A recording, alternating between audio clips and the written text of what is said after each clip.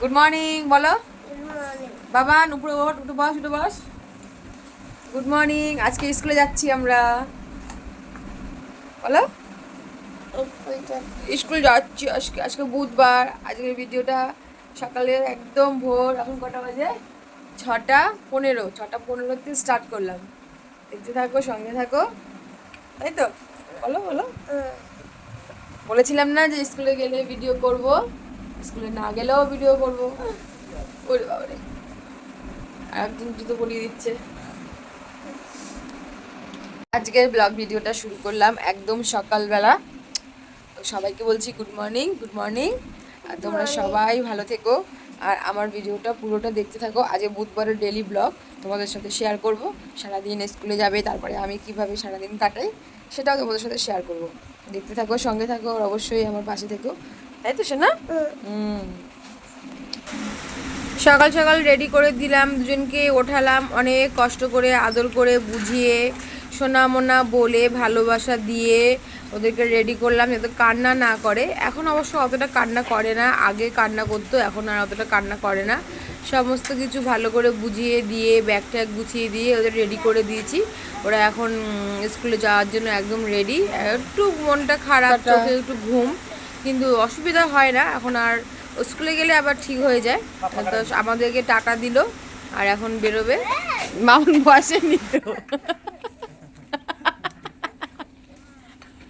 হ্যাঁ, ঠিক আছে, ঠিক আছে। তো বাচ্চারা তো চলে গেল স্কুলে, তোমাদেরকে দেখালাম বাচ্চারা স্কুলে চলে গেছে। আর 6:20 মধ্যে ওরা বেরিয়ে গেল। 6:20, 5:30 থেকে ওদের ডাকলাম। আর এখন আমি কি করব ভাবছি, ঘুমিয়ে পড়বো না একটু ঘরের কাজকর্ম করে বসবো, সেটাই মাথায় নিতে পারছি না কি করব। আমি সব দিনই ওরা যাওয়ার পর আবার ঘুমিয়ে পড়ি।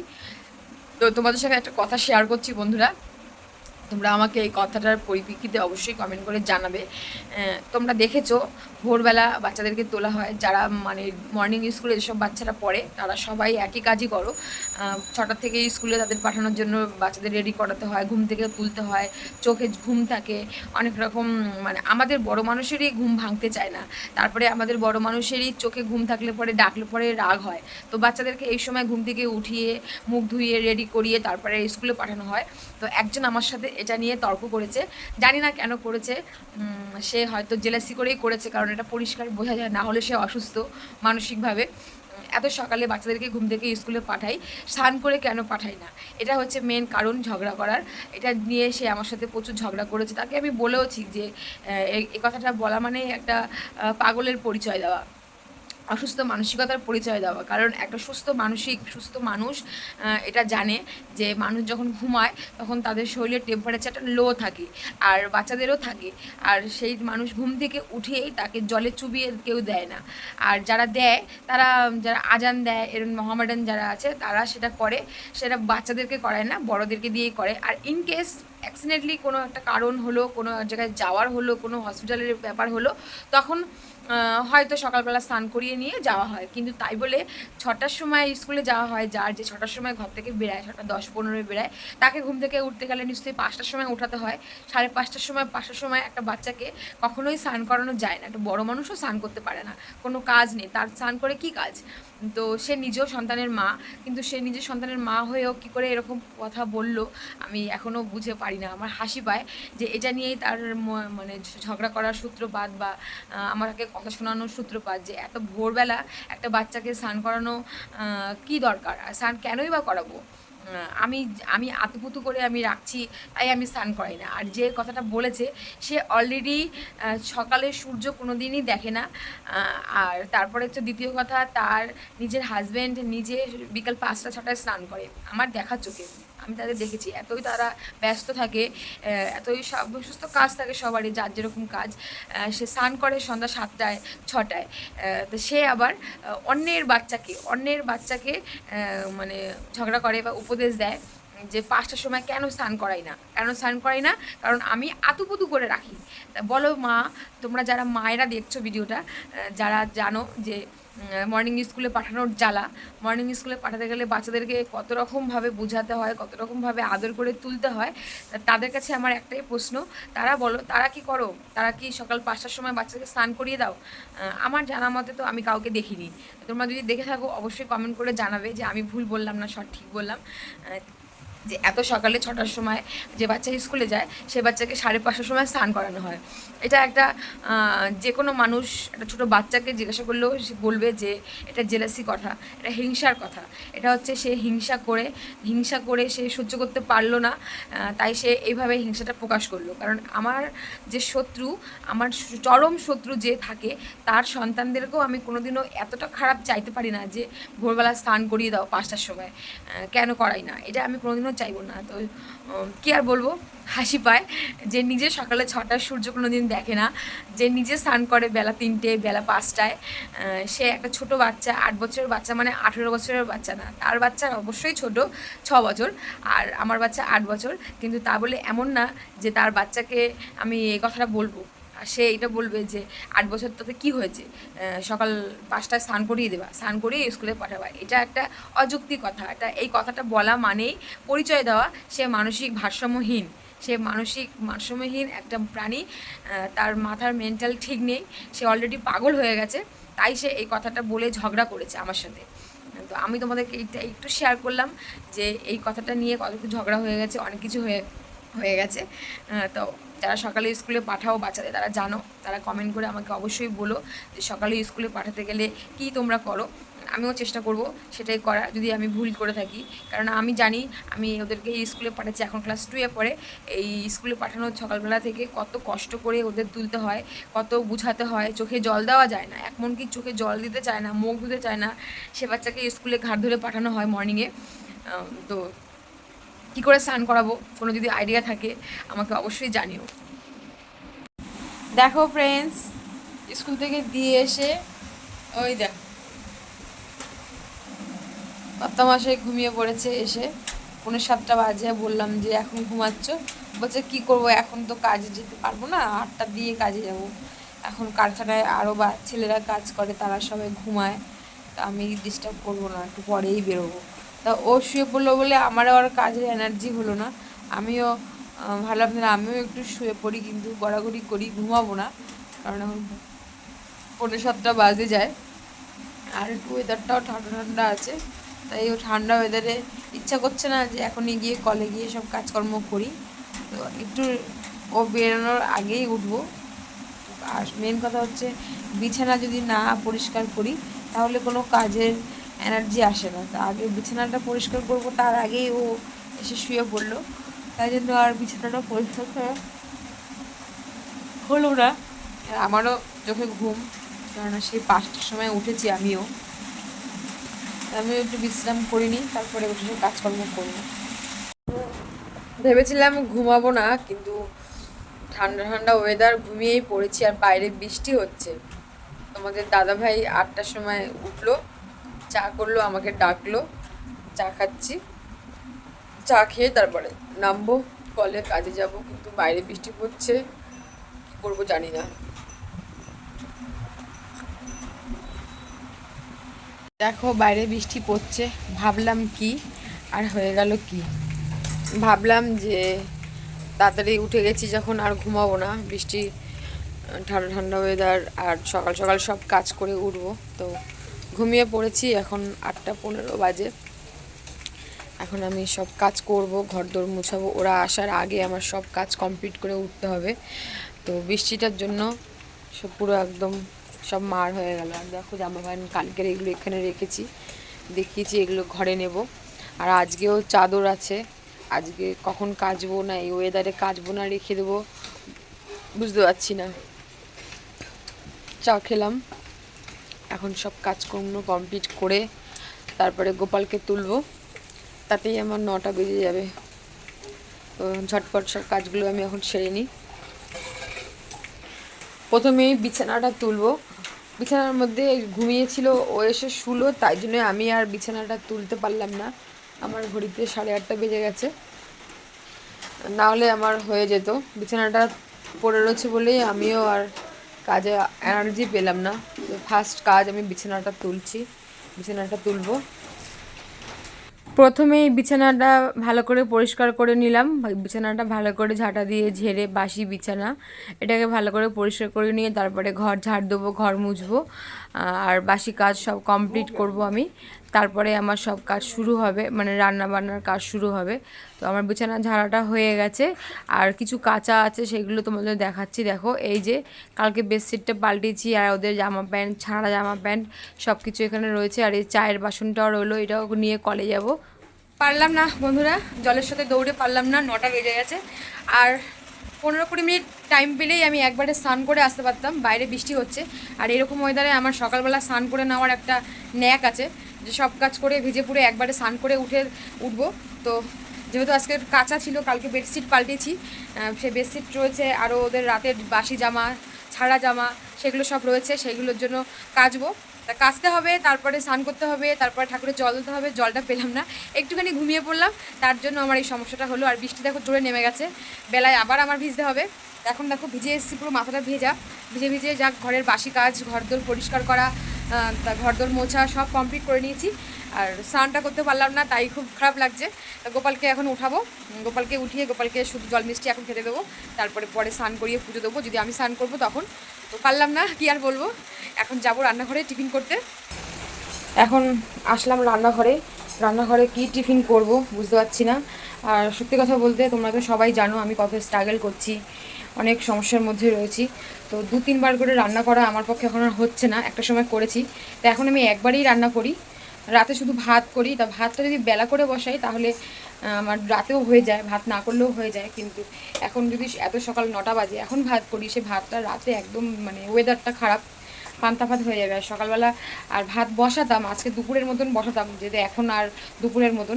কিন্তু আজকে বুধবার, আজকে এদের স্কুলে ডিম দেবে, স্কুলে ডিম খিচুড়ি দেয়।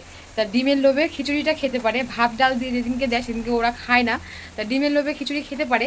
তা আমি যদি এখন ভাত খাওয়ার জন্য ভাত বসাই, তাহলে আমার ভাতটা এসে খাবে না, আর শুধু শুধু আমার ভাতটা করা হয়ে যাবে। আর দুপুরে তো খেতে পারবো না এত ভাত, রাতেও খেতে হবে, সে ঠান্ডা ভাত খেতে হবে।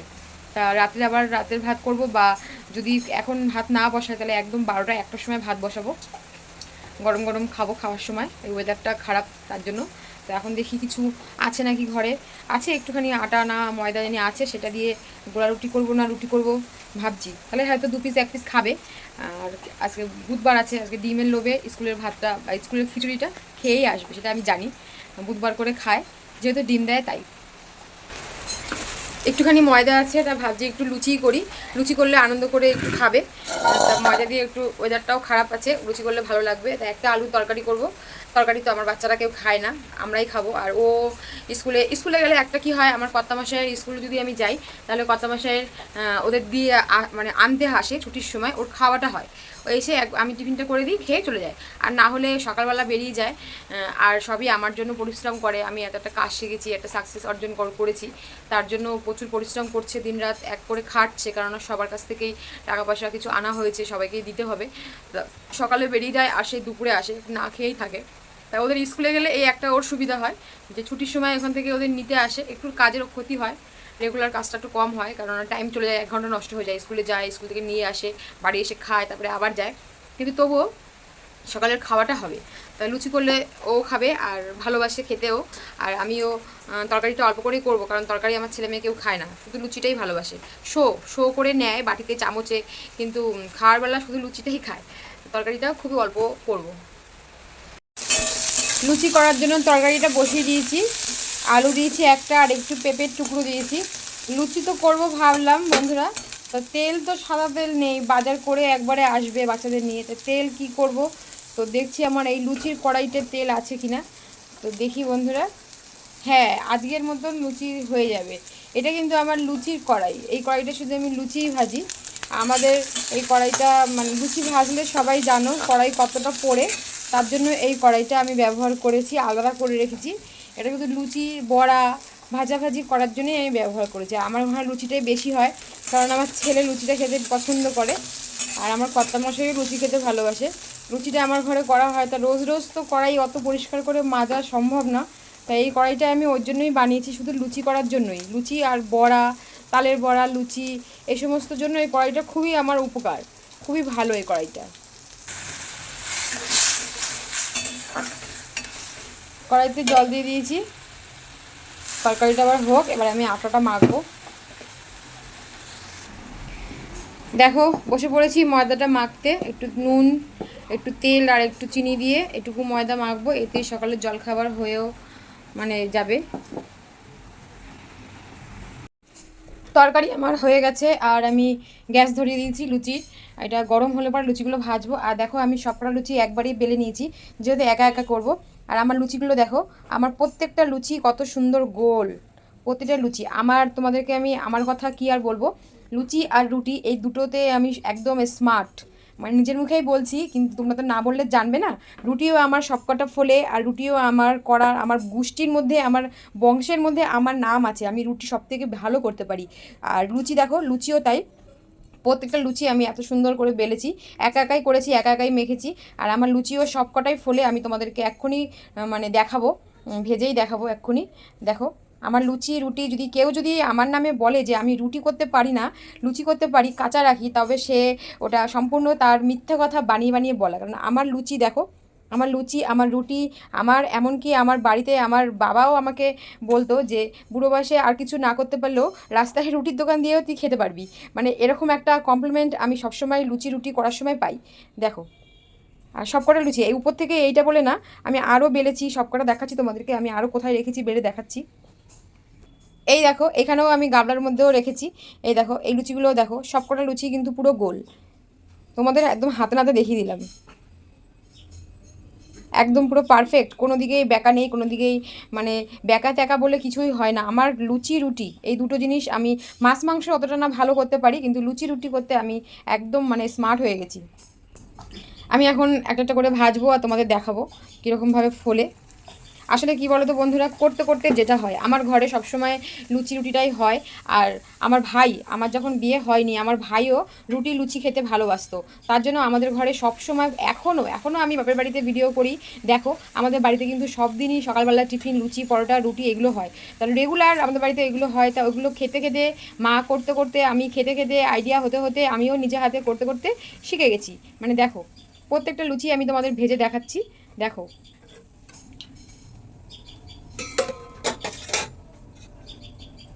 আমার ভাই এক সময় এখনও ভালোবাসে, একটা সময় লুচি আর রুটি ওর ফেভারিট, আমার ছেলের মতন। রুটি হলে তরকারি লাগতো না, আমার ছেলেরও যেরকম রুটি হলে তরকারি লাগে না, শুধু রুটি খেতে ভালোবাসতো। আর আমার ছেলেও এখন তাই, তরকারি না খেয়ে রুটি খেতে ভালোবাসে শুধু, সেই একই জিনিস। আমার ভাই যেরকম, আমার ছেলেও সেরকমই হচ্ছে, দিনের দিন বড় হচ্ছে, ওরকমই দেখতে পাচ্ছি। তো সেই জন্য রুটি লুচিটা আমি ভালো করতে পারি, নিজের মুখেই বলছি। করতে করতে আমার একটা মানে হ্যাবিট হয়ে গেছে যে আমার সব লুচি রুটি খুব টেস্টি হয় এবং খুব ভালো হয়, কখনোই কাঁচাও থাকে না, আর কখনোই তোমার মানে বেঁকাও হয় না, আর চামড়ার মতন সিটে সিটেও হয় না।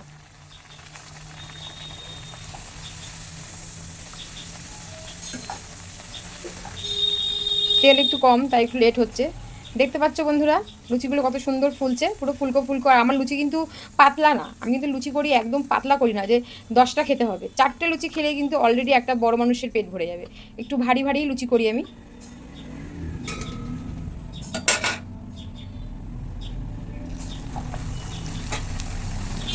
আমার লুচির সাইজও দেখে বুঝতে পারছো, আর লুচির ওয়েটও সেরকম। তাই এমনি এমনি কি আর আমি এই কমপ্লিমেন্টটা পাই যে রাস্তার মোড়ে রুটির দোকান দিয়ে আমি জীবন কাটাতে পারবো, মানে এটা একটা আমার কাছে খুব বড় একটা কমপ্লিমেন্ট যে আমি এত ভালো রুটি লুচি করি, তারই একটা প্রমাণ। জল খাওয়ার এখন আর রান্না বসাতে পারছি না, কারণ বাজার এখনও আসেনি, কি বাজার আসবে কি করব, দুটো পটল আছে কটা, আর 8খানা পেঁপে আছে, তো বাজারের জন্য অপেক্ষা করছি। আর একটু গরম গরম লুচি খেলাম, ভালো লাগলো খেতে। তোমরা কে কে ভালোবাসো খেতে গরম গরম লুচি অবশ্যই কমেন্ট করে জানাবে। চলে আসো।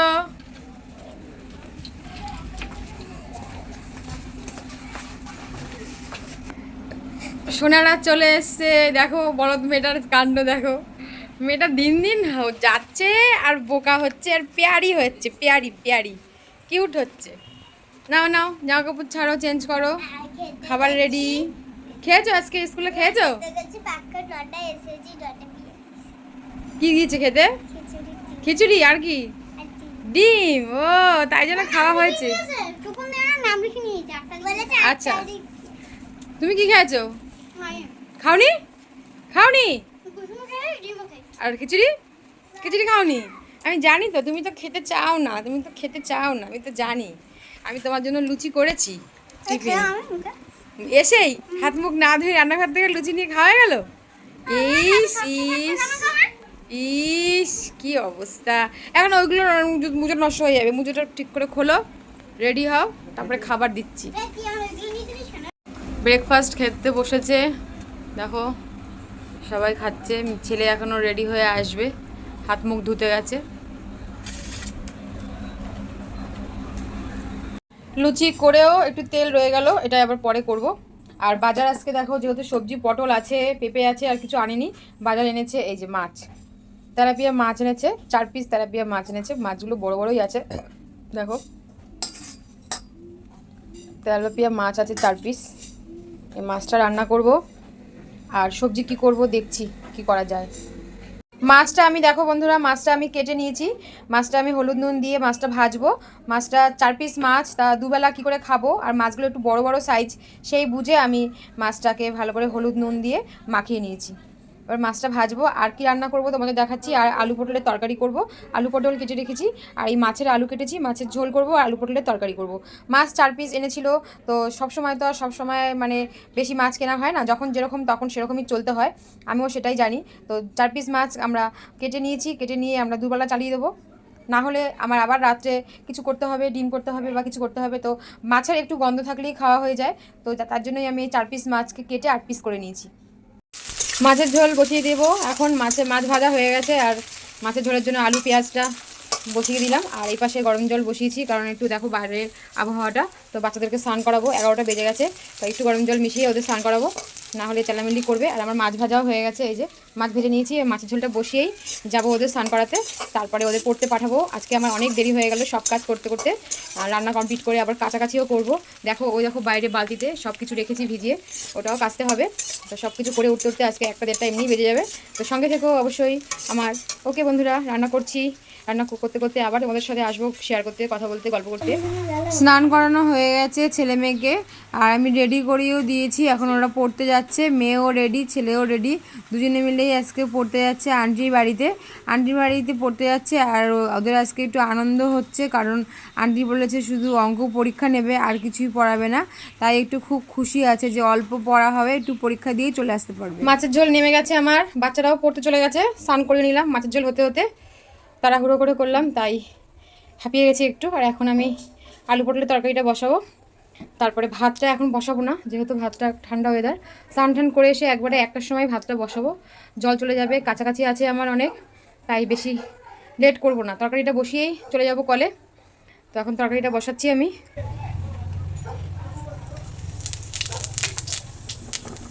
আলু পটলের তরকারিটা বসাবো এখন, একবারেই বসিয়ে দিলাম। আজকে জানি না বাচ্চারা খেতে পারবে কি না, দেখে তো মনে হচ্ছে মাছের ঝোল একটু ঝাল হয়ে গেছে। আর আমি আজকে আলাদাও করিনি, আলু পটলের তরকারিটা বসালাম, ওটাও তো ঝাল হবে। আর ওদের স্নান করাতে করাতে রান্নাটা করলাম তাড়াহুড়ো করে, লঙ্কা মনে হয় একটু 1 চামচ বেশি পড়ে গেছে। তো জানি না খেতে পারবে কি না, তো অল্প ঝোল দিয়ে ভাত মাখবো, চেষ্টা করতে হবে এইভাবেই, কারণ এত দিন হয়ে গেছে, এখনও যদি ঝাল খাওয়া না থেকে পরবর্তীকালে ওদেরই কষ্ট হবে, কোথাও কারো বাড়ি গিয়ে, কোনো নিমন্ত্রণ বাড়িতে গিয়েও খেতে পারবে না। তো আজকে দেখি কী করে। তরকারিটা এখন আমি বসিয়ে দিচ্ছি, করে চলে এসেছি, আর কাছাকাছিও করেছি, আর ভাত বসিয়ে দিলাম। এই যে এখন ভাতটা বসিয়ে দিলাম, গরম গরম ভাতটা হবে। এখন 1টা বাজে, আর জামা কাপড়গুলো এখানে মেলেছি, আর বেডশিটটা ভিজিয়ে রেখেছি, সেটা আর কাচিনি, ওই যে বালতির মধ্যে বেডশিটটাকে ভিজিয়ে রেখেছি, কারণ ওটা এখন কাচলে মেলবো কোথায়, অত বড় চাদরটা এখানে মেলা গেলে পুরো জায়গাটা আটকে যাবে, তাই জন্য ওটা আর আজকে কাচলাম না, ওটা কালকে সকালে কেচে দেবো। আর ভাতটা বসিয়ে দিয়েছি, এবার আমি যাব পুজো দিতে, পুজোটা দিয়ে নিই, তারপরে তোমাদের সাথে আসছি কথা বলতে। ভাতও হয়ে গেছে আমার ফ্রেন্ডস, দেখো এখন আমি ভাতটা নামাবো, 1:30 বাজে, ভাত হয়ে গেছে, একদম গরম গরম ভাত নামাবো। আর বাচ্চারাও স্কুল মানে পড়ে এসছে, মানে আমার মেয়ে এখনও আসেনি, মেয়ে তো একটু স্লো, ওর দেরি হবে একটু আসতে। ছেলে এসে গেছে, ছেলে তাই বললো যে দিদি আসতে একটু দেরি হবে, আর ও চলে এসছে। তা আমি এখন ভাতটা নামিয়ে নেব, তারপরে ওদেরকে খেতে দেবো। তো ফ্রেন্ডস বসে পড়েছি খেতে, 2টো বাজে। আর বাচ্চাদেরকে হাত ধুতে পাঠিয়েছি। আর এই দেখো তোমাদের দেখিয়েছি আগেই আমি মাছের ঝোল আর এই যে আলু পটলের তরকারি। পটলটা একটু ঝোল শুকিয়ে গেছে, এখন আমি ওদেরকে একটু ভাত বেড়ে দিচ্ছি। ওদেরকে ভাত বেড়ে দিয়ে তারপরে আমি ওদের খেতে দেবো। একটু চেঁচামেচি করবে কারণ যেহেতু ডাল করিনি, আমার ছেলে আবার ডাল ভালোবাসে খেতে। প্রথম ভাতটা বাড়লাম বাচ্চাদের জন্যই।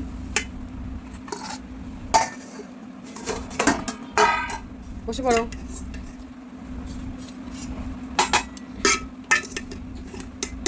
এইটুকু করে ভাত দিচ্ছি, তাই দেখবো থালায় থেকে যাবে, আমার খেতে হবে। বসে পড়েছে আমার মাম। ওরে বাবা রে, ছেলে এখনো হাত ধুয়ে আসেনি, ছেলেও দুপুরে খাওয়া দাওয়া কমপ্লিট হয়ে গেছে। আর আমি দুপুরে খাওয়ার বাসনগুলো সব ধুয়ে রাখছি। আর দেখো বাচ্চাটা সামনে এখানে আমার সাথে কথা বলছে, ছোট্ট একটা বাচ্চা। ওরা খুব মানে আমার সাথে কথা বলে, আমার বাচ্চাদের সাথে খেলা করে। আর খাওয়া দাওয়া হয়ে গেছে, এবার ওদের নিয়ে আমি চলে এসেছি খাটে। ঘুম পাড়ানোর চেষ্টা করলাম, তো আজকে আমি সাকসেস হয়েছি। আজকে ওরা দুজনেই ঘুমিয়েছে, কারণ আজকে আমি মাঝখানে শুয়েছি। মাঝখানে শুয়ে দুজনকেই সমানভাবে আদর করেছি, হাতের উপরে দুজনকেই নিয়ে ঘুম পাড়িয়েছিলাম। তা দুজনেই দেখলাম ঘুমিয়ে পড়লো। তো আমার একটু কষ্ট হচ্ছে বলে একটু সাইড হয়ে গেলাম, কারণ অনেকক্ষণ ধরে সোজা হয়ে শুতে একটু অসুবিধা হয় আমার। তো আজকে আমি সাকসেস হয়েছি দুপুরে ঘুমানোর।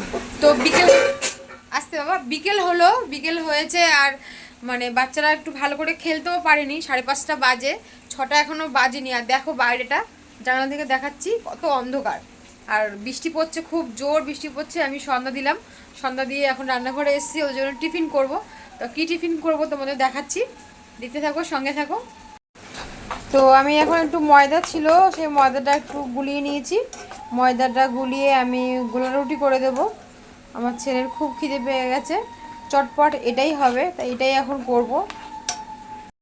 গোলা রুটি করে খাওয়াও হয়ে গেল, বাচ্চারা গোলা রুটি খেলো আর আমিও একটু খেলাম। আর এখন খাওয়া কমপ্লিট। দেখো ফ্রেন্ডস, থালার মধ্যে সব ফাঁকা, চামচ।